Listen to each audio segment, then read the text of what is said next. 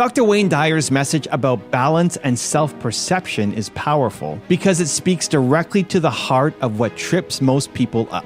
The disconnect between who we think we are and what we want to project into the world. Here's the thing. Many of us walk around with an image of ourselves that doesn't line up with our actions. We say we're kind, but we lose patience with others. We tell ourselves we're calm, yet we stress out over the smallest inconveniences. And it's in this gap between intention and action that we lose our power. Wayne Dyer is urging us to realign. Bring our inner vision of who we want to be into alignment with how we actually behave. It's not about perfection or about pleasing others. It's about living authentically so that the person we are in our heads matches the person we show to the world.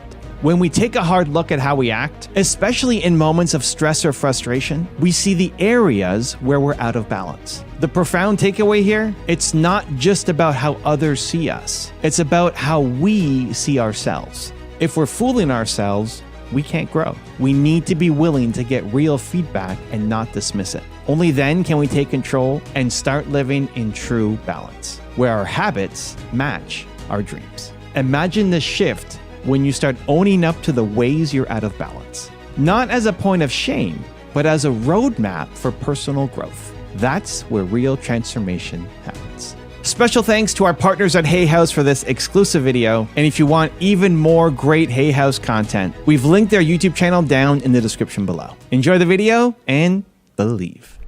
We have Dr. Wayne Dyer with us. We're talking about balancing our lives together. So would you like to just get started? Sure, I would, yeah. Last week we talked about the first principle, which was, an infinity of forests lies dormant within the dreams of one acorn. And it was the whole idea is that we're very much out of balance between our dreams, what it is that we would like to attract into our lives, and our habits, what we offer up to that. Usually they're way out of balance. And this principle here, I call it in the book, there's 9 principles in this book. I call this when you can't kiss your own ear. And people ask me, what does that mean? I said, well, in order to get your ear kissed, somebody else obviously has to do it. Otherwise, your ear is going to go through a whole lifetime without being kissed. It has to come from outside of you, from someplace else. And this is really finding a way to balance within yourself and within your life how you see yourself with what you really are projecting to the world. The big danger in this is that people have a tendency to think that you're just looking for approval. You're making other people's opinions of you the most important thing in the world. And I've taught so much in so many places, from erroneous zones right up until now, over 30 years, that you don't want to be running your life based upon what other people think of you. And the important distinction here is the difference between wanting approval and wanting to have other people's opinions and getting feedback that can be valuable to you, and needing the approval of others, which means that I collapse or I become immobilized if I don't receive, good and favorable things from other people. So I just dismiss all of that, push all of that out, and it's not about either one of these. This is really about what are you projecting out there into the world. And very often we're way, way out of balance. We have a tendency to say to other people, well, in some sense, what kind of a person are you? You'd say, well, I'm a loving human being. But you're not a loving human being if you are behaving in non-loving ways towards a lot of people out there, particularly people that are there to serve you and so on. I mean, you're not a kind person, for example, if you're kind to your family and nice to your parents and things like that, but you're out there yelling at the waiter and screaming at people when they're in traffic and honking the horns at little old ladies who are terrified and are driving too slow in front of you and so on. So you may have a vision of yourself as being this kind, wonderful person, but what you're projecting out there in many, many places is someone who is not kind, who is not very loving. You may think of yourself, for example, as a joyful person, but you may be hearing people telling you a lot, lighten up, stop taking life so seriously. You're always so upset. You lose your temper so quickly and so on. And you may be going around internally with a vision of yourself as this perfectly calm person when, in fact, other people are constantly telling you that you're full of stress and that you're causing anxiety and you're hard to be around and so on. So the idea behind this one is to take a look at what it is that you are out there projecting into the world, and then to seek out that feedback and to use it in a helpful way. I can give you 2 examples of this in my own life. Life-changing things. There was a time when we had 5 children in 8 years, and we had 3 in about 3.5 years. And so our house was, obviously there was a lot of chaos, there were a lot of babies. Every time I would come home from my writing, I'd have to stop at the drugstore, and I'd have to pick up 3 different kinds of diapers. I'd have to pick up large, extra large, and small, or whatever it was, and I remember I'd get purple, I'd get red, I'd get blue, and that was how I handled all of that. So while I would be bringing these diapers home and all of the house was in chaos, so we decided at that time to go out and get ourselves someone to help in the house, to cook for us. So we had a cook there. And this guy, his name was Mark, and he would come in there, and he was a chef, and he would have I started eating these meals that he was making. They were smelled with butter and garlic and all of this kind of stuff, and I started eating a lot of that food. And one day, after about a month of doing this, every day coming home and having this wonderful treat of having somebody cook for me, he looked at me and he said, "You're getting a little fat there, don't you think?" And no one had ever said that to me before. And I had actually, in the process, put on 10 or 15 pounds over a period of a month just from eating these kinds of food and not exercising as much as I should, or so on. And I remember his feedback coming to me, and I thought to myself, "Now, who does this guy think he is? He works for me, and he's no right to tell me that." And I remember the next day I decided to really start watching what I eat. I started eating less of it. I started being more conscious about it, and so on. And it was like it was the last time that anyone has ever said that to me, because it was a turning point in my life. It was another person's opinion being willing to say something to me. That was one. The other was when I was teaching at the university in Detroit, at Wayne State University, right after I got my doctorate. It was 1971. I was 31 years old. I had my very first class. And one of the things that everybody in the class had to do was make a presentation to the class in these various groups. And this group got up there and they started doing this presentation, and I noticed that there were a lot of snickers going on around in the room and so on. And then people would look at me, and then they'd look at them, and they would laugh, and they didn't know whether to laugh or not. They looked embarrassed. And all of a sudden it hit me that they were doing an impression of me. They were impersonating me. And what they were showing was a person who was a little bit dogmatic, who was fairly loud, who had this little gut, sticking out over his stomach, and they were, doing all of this stuff in a good-natured kind of way. And I remembered how it impacted me. It was like, if I come across that way so that they can emulate me, and I was a little bit too loud perhaps, and a little bit too dogmatic and so on, that it was really a life-changing kind of thing for me. So other people's opinions and what you're projecting to the world, you want to be able to be in balance in the sense that how you would like to project yourself to the world is, in fact, what the world is thinking about what you are projecting. And if it's not, if you call yourself kind but you're nasty to the waiter, if you call yourself stress-free and yet you're jumping up and down at other people, if you're losing your temper quickly and think of yourself as a calm, in-charge person, and you're getting that kind of feedback and information out there, it's good to get yourself back into balance and to be projecting exactly what it is that you would like other people to see you as. Making your feelings about yourself match what other people are perceiving about you. Well, yeah, not even Precisely. so much always matching, but at least not fooling yourself and to telling yourself that you're one kind of a person or that you behave in a certain kind of way when, in fact, the opposite. This is another thing, is even about if you ask most people, are you a truthful person, for example, most people would say, why, of course I'm truthful, but then you find themselves, skirting the truth in a lot of ways. You project yourself as something that you don't really want to be projecting yourself as, and in fact, the fact is that it isn't so much how other people are seeing you, is that you're not seeing yourself in an authentic way. I see. Well, Dr. Dyer, what do you say we go right to our caller, Lisa in St. George, Utah. Lisa, welcome to our program. Hi, Lisa. Hi. You're live on air, Lisa. Oh, great. Hey. Oh, I'm so excited to be on the phone. Thank you. Me too.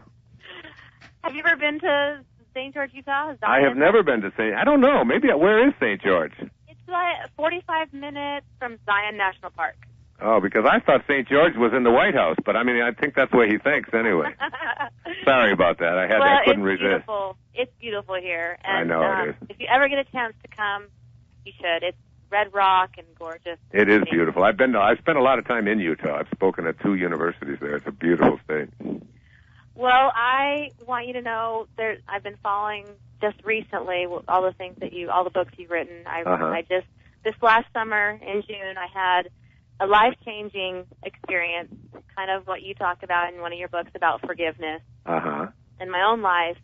And right after that happened, I found your book, 10 Steps to Inner Peace and Success, and read it. And then after that, Power of Intention, read that. After that, Inspiration, the Ultimate Calling. Then I got Getting in the Gap, and I just finished Being in Balance. What did you think? Because that was a book that just sort of channeled itself through me. I was really, really deeply touched as it wrote itself through me. Being in Balance? Yes. I loved it. Everything, I will tell you, since I started doing these, reading your books, and with each book, I've kept 3x5 cards with me that I've written your affirmations on. Right. And some just little things in the book that just got my attention. And I probably look at those every day. Oh, I have a whole stack of them. I do the very same thing. I don't just do it necessarily with my work, but I do it. I start out every single day. There's a book out there about the Tao. I'm writing a book on the Tao right now. Wait till you finish that one.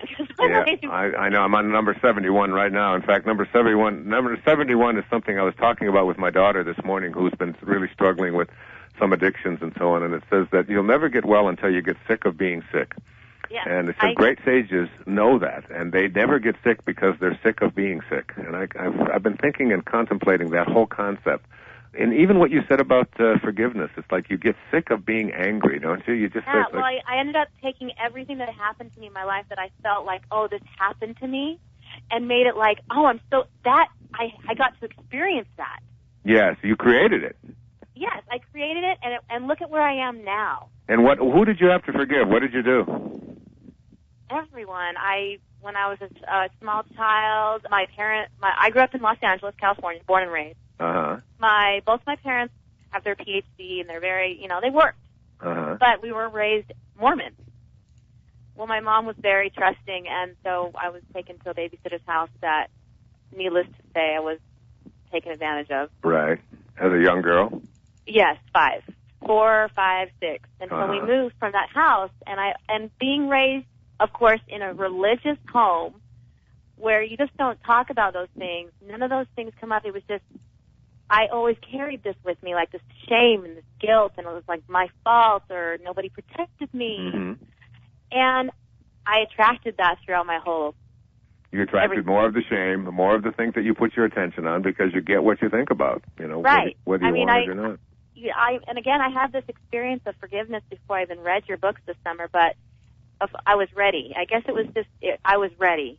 Well, let me just break in a minute. Did you see what happened in Lancaster, Pennsylvania with the Amish people? Yes. And where that man lined up the girls and shot 5 of them and so on? And somehow, yes. I mean, when we looked at these people and they said, we practice living as Christians. This is our whole philosophy. If we can't forgive the people who harm us, then all of the things that we talk about and all the things that we live are not authentic. Right. And they somehow got it right, didn't they? They somehow got these peaceful, loving people that got it right. They did. And that's what has, literally transformed the last 4 months of my life was that forgiveness. It is. It did. It totally, completely changed my life. Anybody out there listening? And not only that, but then I married someone that was a sex addict. And so I got more. It was like I know I did that to get past and to forgive again. It's like all of these things have taught me, and I love this man. Even to this day, we have 4 beautiful kids together. We're best friends now. But so it's really an act of the heart, isn't it? It's not really necessarily that you have to go send him flowers or anything. It's an act of the heart, and once you create loving. I don't love everything he does. Right. But I love him, the spirit. You probably don't love everything you do either, but you still have to love yourself. But and ever since, let me go on. So I got Getting in the Gap, and I do that, and that meditation is just what I needed. I mean, when I first started, I was going, this is really hard. Anything. I'm a dancer. I do a lot of creative things, and always at first it's difficult. And I want to really say that to everyone listening, because if you just keep doing it, now I go out and I do it on my own without listening to your voice. Yeah, that's the meditation you're speaking about. It's a CD in the back of Getting in the Gap, or it's called, I love it. It was taught to me by a great teacher who learned it from the people who wrote it back 2,500 years ago back in India. And all of these things you say resonate, have made sense to me all along. Like when I was a little girl, I remember waking up at night, seeing energy in my room really quickly moving, and being afraid. I mean, just everything, even though I was raised in a home that really was, you can't think that way. No.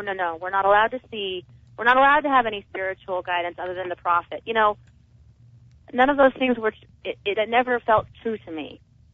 But everything you've said feels true to me. And I will tell you that since I started doing those manifestations or getting in the gap, anything I've wanted to do has come up. That's so wonderful.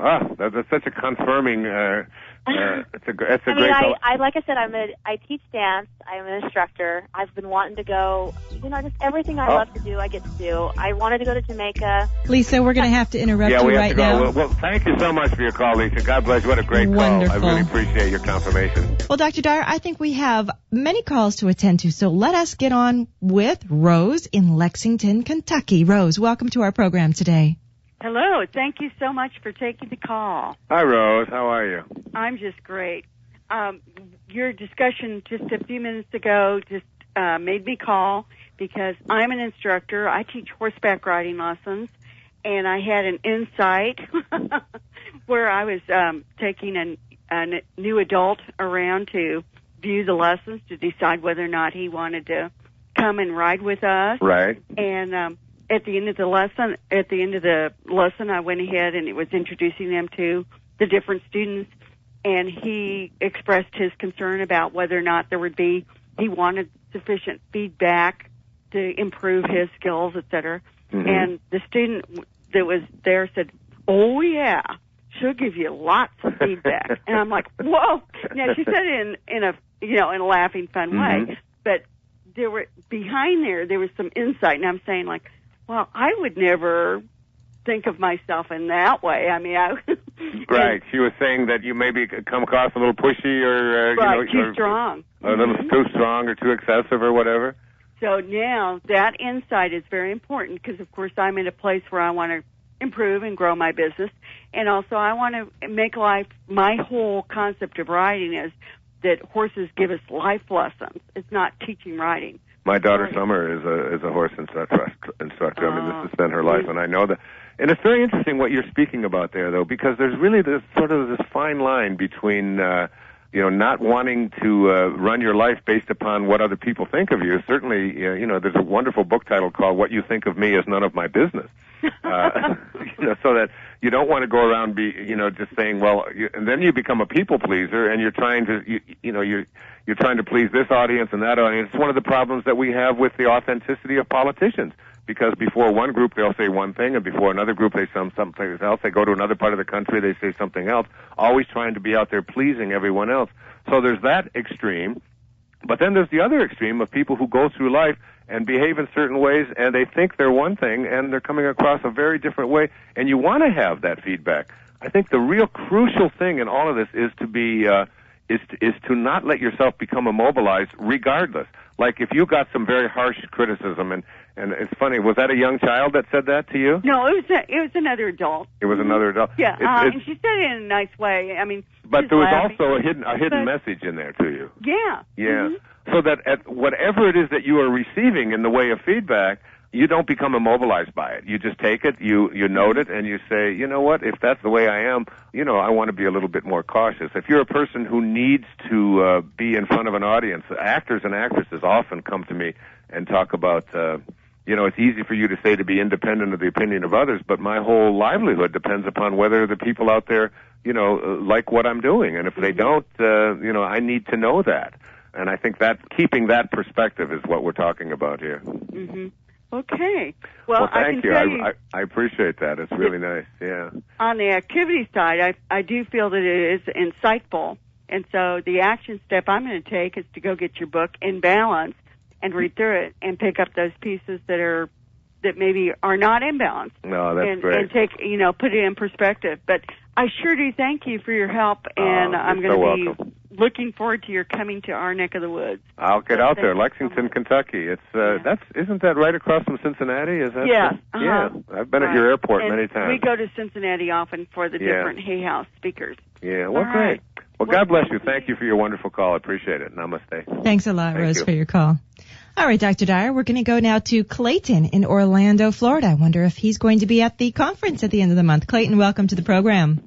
Hi, thank you so much. Hi, Dr. Dyer. Hi, Clayton. How are you, my friend? I am great. Well, finally in Orlando with the weather subsiding now. It's actually enjoyable down here. It's beautiful there, from what everyone tells me right now. Instead of the swamp-like conditions that we usually endure here. Yes. Enjoy the swamps. Enjoy them.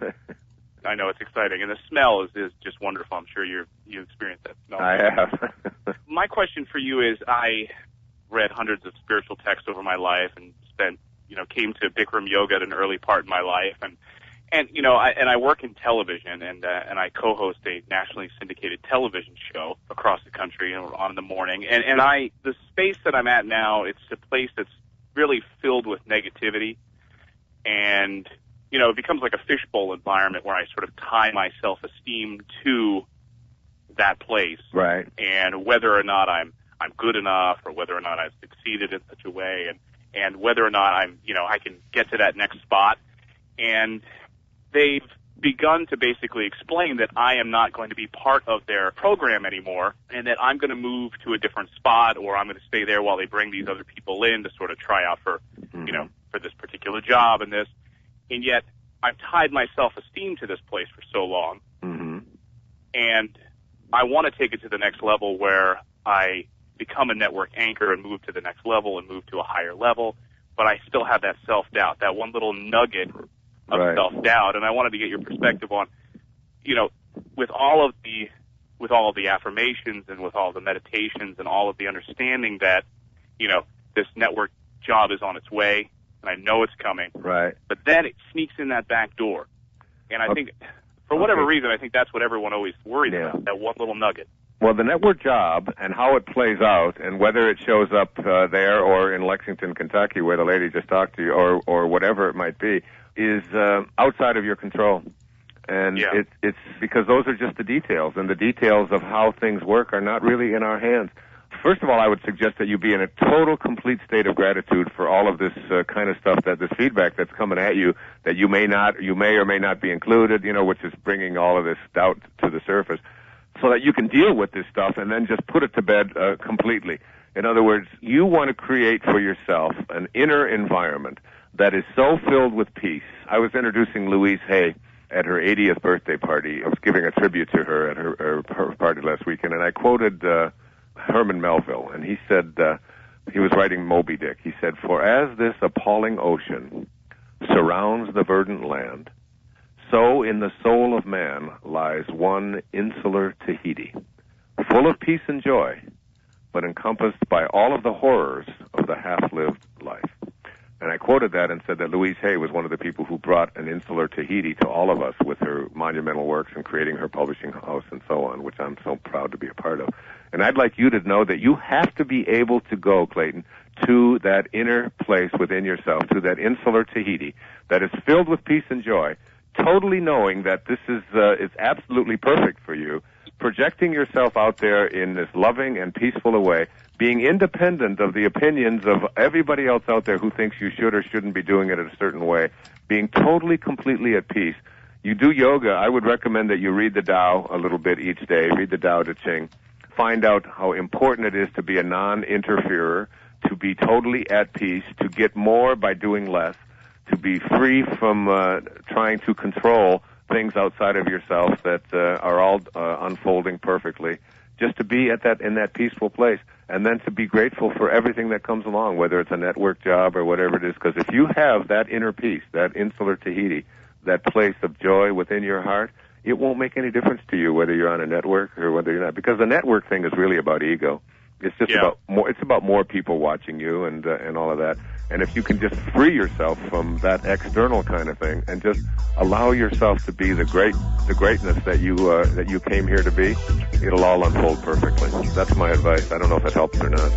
No, that's wonderful. Thank you. Thanks, Clayton. God bless you. All right, we've got Melina, and this is an update call. And sometimes I like to check back, give a caller a couple minutes because I like to get updated on what the advice is you've given and how it's playing out in their lives. So, Melina from Sherman Oaks, California, can you give us a brief update of how things are going for you?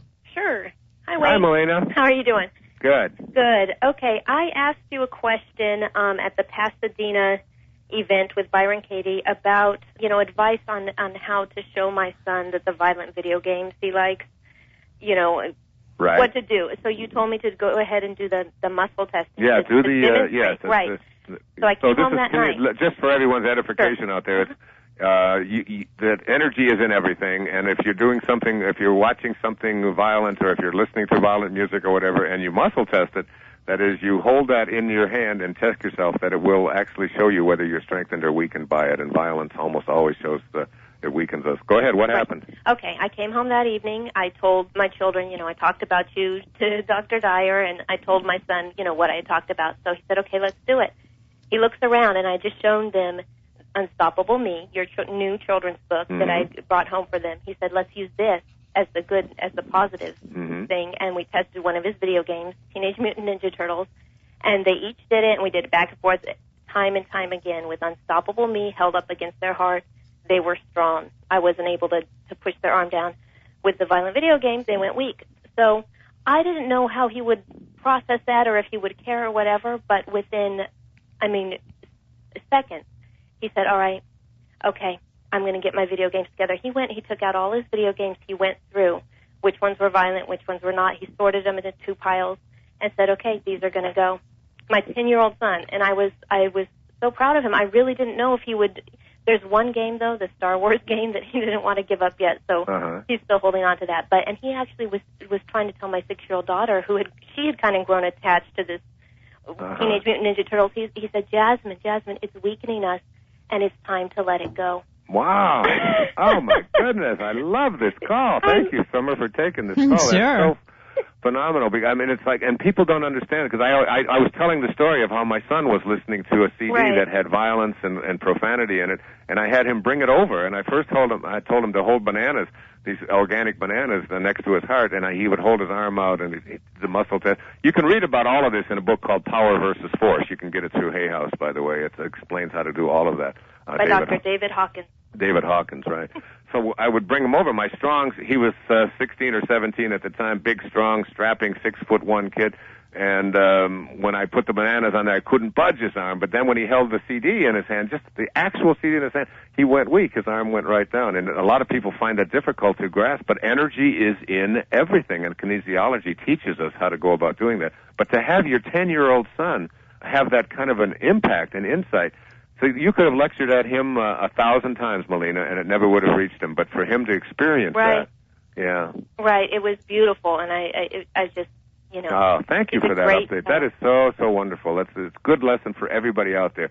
Anything, and it's, again, a part of, when I talk about in being in balance, and that third, you can't kiss your own ear. One of the things I talk about is that if you think of yourself as a loving person, but you are constantly immersing yourself in violent movies and chase scenes and things that have guns and lots of killing and so on, that's the opposite of love. And it's like you really want to take a look at whether or not you are using this as an excuse for having things come into your heart and into your life that are not loving at all. So you may not be nearly as loving as you think you are. Right. Even when you read the newspaper, like this morning, I saw a headline in the paper that talked about the Americans had killed 30 what they called insurgents along with the Iraqis, and I thought, oh my goodness, 30 dead people, all of whom are just believing in what they believe in. It's like you can't be a loving person, and in the Tao it says that all battles, no matter whether you are on the right side or the wrong side, all of them should be treated as a funeral.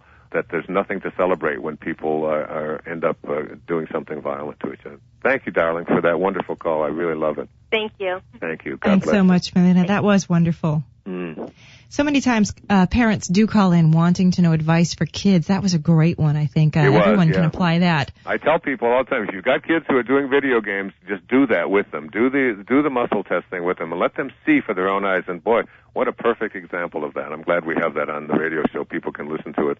All right. We've got time for one more caller. We've got Dana from Bronx, New York. Dana, welcome to our program today.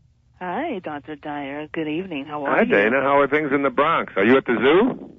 Not too far from the zoo. I'm actually more closer to Manhattan, actually. But weather is fine here in the Big Apple, and all is well. Good. I know you're wrapping up on the show, so I'll make this brief. For most of my adult life, I've been working in the corporate sector, corporate environment, but I really want to transition into my own home business. But I'm scared to death, knowing that I may have to sacrifice a salary, at least if I go into my own business, and benefits. And I really want to make the transition, but there's something really preventing me from moving forward, aside from this fear. And I was wondering if there are any words of wisdom you can share with me about... What is the business you want to start in your own home? It's like more of a holistic practice in which I do some massage therapy. Yeah, see, I just sensed it in you. What is your first name? Dana. Dana, I sensed that the minute that you started talking, I said, this is the person who has love to give away. There's something in your voice, there's an aura in you. I'm not psychic, I don't do readings like Sylvia and all of that, but I felt very deeply and profoundly that you have an enormous amount of just loving kindness to give away, even the way you just talked about the Bronx and where you are and so on. That should be enough information for you to have to know that you're on the right path and that it will work, and that the biggest fear that you have is that you won't have the salary, but look beyond that and ask yourself, what is it that I'm really afraid? Am I afraid I'm not going to be able to feed myself or to pay my rent? And then take a look at, how old are you? I'll be 39 next week. So in 39 years, have you ever had any time in your adult life when you haven't been able to feed yourself or take care of and be responsible for yourself? And the answer to that, I'm already sure, is that you've always been able to handle it. So there's no reason for you to look back with anything other than total confidence that you'll be able to continue doing that, whether or not a salary is coming or whether it's coming from your own business. But you have great love to give away. That's what you have to give away. My goodness. And I thank you for that, Dr. Dyer. In actuality, okay, well, I'll definitely... Where are you from? Where are you originally from? New York City. From New York City. New York City, born and raised. You have there's something in you that do you feel that as well? Do you feel what I'm describing here? Do you feel like there's something that's inside of you that has to escape, wants to escape, wants to serve, but you're holding it back? For ages. Yeah. For ages, especially over the past 2 years. In a sense, wanting this to grow, wanting my abilities to grow, to shed some light on it, to accentuate what I have and be able to share that with other people. So, and I can't do it in a stuffy corporate environment. I got to go out. You'd be surprised. I know. I was driving down the Long Island Expressway. You've probably been on it. I was living out in Huntington, New York, and I was teaching at St. John's University. Oh. And I had a position. I was the star there. It was 1971, and right up till 1975, I got promoted. I had tenure, which is like a guaranteed job for the rest of my life, a guaranteed paycheck for the rest of my life. And something happened to me on the Long Island Expressway, and I drove in, and I went into the dean's office. Her name was Sarah Fassenmeyer, and I told her I had to resign. I was writing Your Erroneous Zones, and that I was going to go out and I was going to be on my own. I was going to have to earn my own paycheck. I was going to have to figure out how to get my health care insurance covered and do all of that. And I was scared, but you know what? I made more money in the first year than I had made the previous 30 years of my life. That gives me something to go by. Thank you so much, Dr. Thanks, Dana, for your call. Gotta let you go. To watch another amazing Wayne Dyer video, check it out right there next to me. I think you'll love it. Continue to believe, and I'll see you there. What it is that we would like to be able to create for ourselves, if you would like to be able to create abundance and well-being and great relationships, or be able to get a job that you want, or be able to, fulfill